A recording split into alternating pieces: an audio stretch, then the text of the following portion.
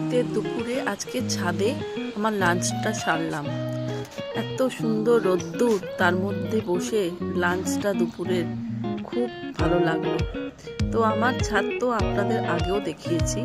তো ছাদের মধ্যে অনেক পুরনো জিনিসপত্র রয়েছে, তো সেগুলো অ্যাভয়েড করবেন অবশ্যই। তো চলুন লাঞ্চটা দেখাই। তো লাঞ্চে আছে বাঁধাকপির তরকারি, খিচুড়ি আর আলু ভাজা আর স্যালাড। যেহেতু আজকে নিরামিষ, সেই জন্য আজকে ডিম ভাজাটা আমি নিলাম না। তো আজকে আমার এটাই হচ্ছে লাঞ্চের মেনু।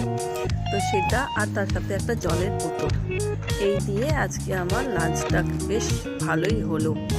তো আপনাদের কার কীরকম লাঞ্চ হলো আজকে, তো তারা কমেন্ট করবেন, লাইক করবেন, আর জলদি করে আমার চ্যানেলটাকে একটুখানি সাবস্ক্রাইব করে দেবেন।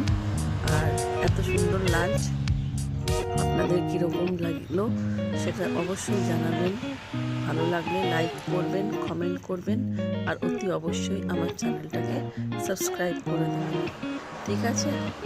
তো আপনারা হ্যাপি থাকুন, আমার সাথে থাকুন, আর দেখা হচ্ছে আরেকটা ব্লগে। টাটা।